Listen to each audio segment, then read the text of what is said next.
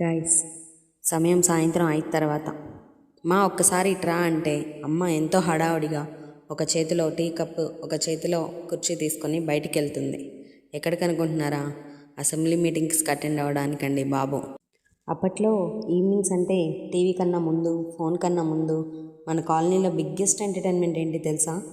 అదే అండి, ఆడవాళ్ళ అరుగుల మీద ముచ్చట్లు. ఒక్క అమ్మ కుర్చీ వేసుకొని బయట కూర్చుంటే 5 నిమిషాల్లో హోల్ స్ట్రీట్ అంతా అటెండెన్స్ కంప్లీట్ అయిపోయేది. ఏంటే పిల్లలు ఫోన్ చేశారా? అక్క, నీ కరెంట్ బిల్ ఎంత వచ్చింది?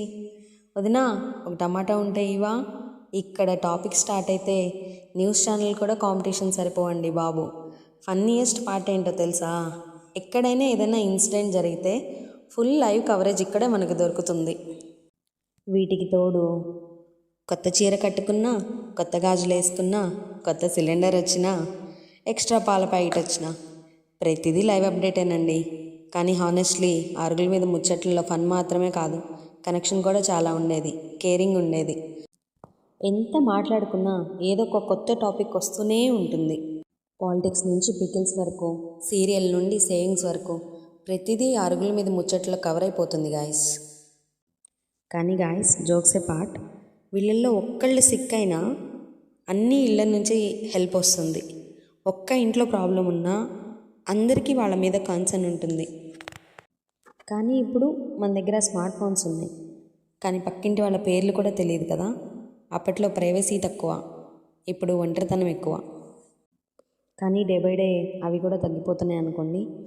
బట్ గైస్, హానెస్ట్లీ ఆ సింపుల్ ఈవినింగ్స్, ర్యాండమ్ కబుర్లు, నవ్వులు ఇప్పుడు చాలా మిస్ అవుతున్నాము. బికాజ్ అప్పట్లో పీపుల్ ఆన్లైన్లో కాదు, పక్కపక్క ఇళ్లల్లో కనెక్ట్ అయ్యేవాళ్ళు. గైస్, ఫైనల్లీ ఆడవాళ్ళ అరుగుల మీద ముచ్చట్లంటే గాసిప్ మాత్రమే కాదండి, అది మన సోషల్ మీడియా. వాళ్ళకి అదే టిక్టాక్, అదే ఇన్స్టాగ్రామ్, అదే YouTube, that is everything. Guys, ఈ వీడియో మీకు నచ్చిందనే అనుకుంటున్నాను. నచ్చితే మాత్రం ఇంకా నన్ను ముందు నడిపించడానికి కొంచెం సపోర్ట్ ఇవ్వండి. Thank you. ఇలాంటి ఇంకో రిలేటబుల్ టాపిక్తో మళ్ళీ కలుద్దాము. అంతవరకు మన ఛానల్ని చూస్తూ ఉండండి. Bye guys.